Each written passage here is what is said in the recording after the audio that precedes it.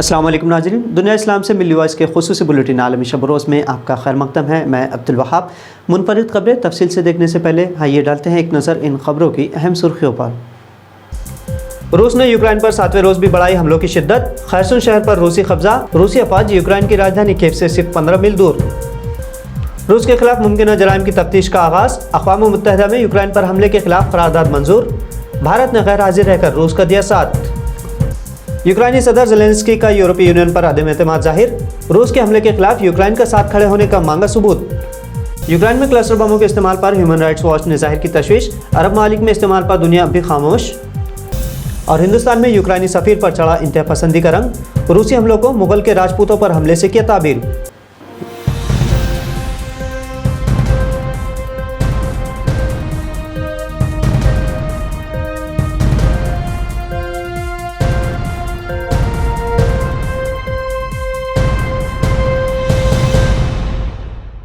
خطہ یورپ میں روس کے یوکرائن پر 7ویں روز بھی حملے جاری رہے۔ یوکرائن کے شمال، مشرق اور جنوب میں لڑائیاں جاری ہیں اور روس نے اہم یوکرائنی شہروں پر حملے بڑھا دیے ہیں۔ یوکرائن کے جنوبی ساحل شہر ماریوپول کے ڈپٹی میئر کا کہنا ہے کہ گھنٹوں تک جاری رہنے والی روسی شیلنگ کے نتیجے میں سینکڑوں افراد ہلاک ہونے کا خدشہ ہے۔ شمال مشرقی شہر خارکیو میں راکٹ اور فضائی حملوں کے اطلاعات موصول ہو رہی ہیں۔ روسی چھاتا پردار دستے یہاں گزشتہ رات اترے تھے۔ روسی فوج کے مطابق اس نے جنوبی شہر کے خیرسون پر مکمل کنٹرول حاصل کر لیا ہے۔ یوکرائنی فوج کا کہنا ہے کہ روسی چھاتا پردار فوج خارکیو میں اتر گئی ہے، اس کے بعد سے شہر کی سڑکوں پر جھڑپیں ہو رہی ہیں۔ یوکرائن کی فوج نے اطلاع دی ہے کہ دوسرے سب سے بڑے شہر خارکیو میں روسی فضائیہ کے دستوں نے دیگر مقامات کے علاوہ ایک اسپتال اور ایک فلائٹ اسکول پر حملہ کیا۔ خارکیو میں کم از کم 21 افراد کی ہلاکت اور 200 سے زائد کے زخمی ہونے کی اطلاعات ہیں۔ ادھر یوکرائنی دارالحکومت کیف سے تقریباً 80 کلومیٹر دور شہر بلا اور شیتومیر میں بھی لڑائیاں جاری ہیں اور دھماکوں کی اطلاعات موصول ہوئی ہیں۔ یوکرائن کے جنوبی شہر خیرسون میں روسی فوجیوں نے ٹرین اسٹیشن اور بندرگاہ کا کنٹرول سنبھال لیا ہے اور اب روسی فوجی گاڑیوں کا ایک بڑا قافلہ یوکرائن کے دارالحکومت کیف سے صرف تقریباً 15 میل دور ہے۔ روس کی وزارت دفاع کے ترجمان ایگور کوناشینکوف کے روسی ٹی وی پر چلنے والے ایک بیان کے مطابق حملے کے بعد سے اب تک یوکرائن اپنے 1533 اثاثوں سے محروم ہوا ہے، جس میں 54 کمانڈ اینڈ کنٹرول پوسٹ کے ساتھ ساتھ سینکڑوں میزائل، بموں، رڈار اور ایئر کرافٹس کو تباہ کیا گیا ہے۔ ترجمان کے مطابق روس نے یوکرائن کے 484 tank, 63 launch rocket system, 217 artillery بندوقیں، 226 فوجی گاڑیاں اور 47 ڈرون بھی تباہ کیے ہیں، لیکن اس رپورٹ میں روس کو ہونے والے نقصان سے متعلق اعداد و شمار جاری نہیں کیے گئے۔ اقوام متحدہ کی جنرل اسمبلی نے یوکرائن پر روس کے حملے کے خلاف بھاری اکثریت سے قرارداد منظور کرتے ہوئے روس سے مطالبہ کیا ہے کہ وہ یوکرائن سے فوری طور پر اپنی افواج واپس بلا لے۔ یوکرائن پر روس کے حملے کے حوالے سے اقوام متحدہ کی جنرل اسمبلی کے ہنگامی اجلاس میں 2 دن تک زبردست بحث ہوئی۔ اس میں یوکرائن کے سفیر نے روس پر نسل کشی کا الزام عائد کیا۔ قرارداد میں یوکرائن پر حملے کے سخت ترین الفاظ میں مذمت بھی کی گئی، جبکہ صدر ولادیمیر پوتن کی جانب سے جوہری افواج کو الرٹ رکھنے کے فیصلے کی بھی مذمت کی گئی۔ جنرل اسمبلی میں پیش کردہ قرارداد کے حق میں 193 میں سے 141 ارکان نے ووٹ دیا، جبکہ بھارت، چین اور پاکستان سمیت 35 اراکین نے ووٹ میں شرکت نہیں کی۔ اس قرارداد کے خلاف شام، شمالی کوریا، ایریتریا اور بیلاروس نے روس کا ساتھ دیا۔ ایک طرف جہاں مسلم ممالک روس کے ظلم کے خلاف بغیر کسی مذہبی تعصب پرستی کے آواز اٹھا رہے ہیں، تو دوسری جانب نئی دہلی میں یوکرائن کے سفیر نے اسلاموفوبیا بیان دے کر نیا تنازع کھڑا کر دیا ہے۔ یوکرائن کے سفیر ایگور پولیخا نے یوکرائن پر روس کے حملے کی نسبت آزادی سے پہلے راجپوتوں کے خلاف مغل بادشاہوں کے قتل عام سے دے دی۔ اسلاموفوبک حملہ کرتے ہوئے یوکرائنی سفیر شرمگیزی کرتے ہوئے کہا کہ وہ ہندوستان کے وزیر اعظم نریندر مودی سمیت دنیا کے سبھی بااثر رہنماؤں سے اپیل کرتے ہیں کہ روسی صدر ولادیمیر پوتن کو روکا جائے۔ انہوں نے کہا کہ جس طرح سے مغل بادشاہوں نے راجپوتوں کے مبینہ قتل عام کیا تھا، ویسا ہی روسی فوج یوکرائن میں کر رہی ہے۔ یوکرائن کے سفیر کے اس متنازع اور شرمگیز بیان پر کئی رہنماؤں اور شخصیات نے اعتراض ظاہر کیا اور ان پر تاریخ کو تحریف کرنے کا الزام عائد کیا۔ ایم سربراہ اور حیدرآباد سے لوک سبھا کے رکن پارلیمنٹ اسد الدین اویسی نے یوکرائن کے سفیر سے خطاب میں کہا کہ ہندوستان کی تاریخ کا ناقص علم اپنے پاس رکھے، اس میں اسلاموفوبیا کی بو آتی ہے۔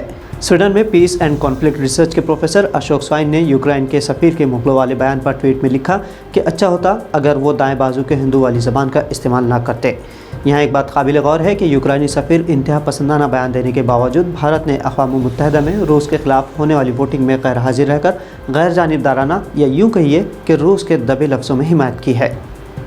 یورپی پارلیمان سے خطاب کرتے ہوئے یوکرائن کے صدر ولادیمیر زیلنسکی نے یورپی یونین پر زور دیا ہے کہ وہ یہ ثابت کرے کہ وہ روس کے حملے کے خلاف یوکرائن کے شانہ بشانہ کھڑی ہے۔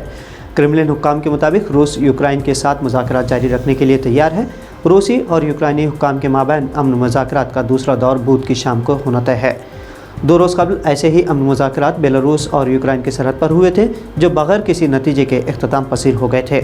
यूक्राइन पर रूसी हमले के 7 रोज़ मुकम्मल हो चुके हैं और रूसी वज़ीर दिफा के मुताबिक रूसी फ़ौज की ये कार्रवाइयाँ यूक्राइन को गैर अस्करी बनाने तक जारी रहेगी।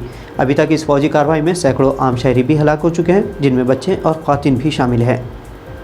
ह्यूमन राइट्स वॉच के एसोसिएट डायरेक्टर हिंसे के मुताबिक रूसी फ़ौज ने यूक्राइन में यकीनी तौर पर क्लस्टर बम इस्तेमाल किए हैं, जिसके सबब हथियारों के गलत इस्तेमाल पर एक मरतबा फिर से बहस छिड़ गई है।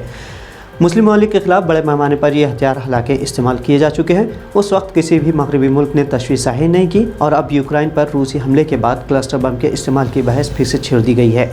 ये क्लस्टर बम अमेरिका ने इराक़ और अफ़गानिस्तान में, इसराइल ने लेबनान में, अमेरिका इत्तेहादी सऊदी अरब ने यमन और शाम की सफ़ाक बशार अल असद हुकूमत ने खुद अपने ही अवाम पर गिराए हैं।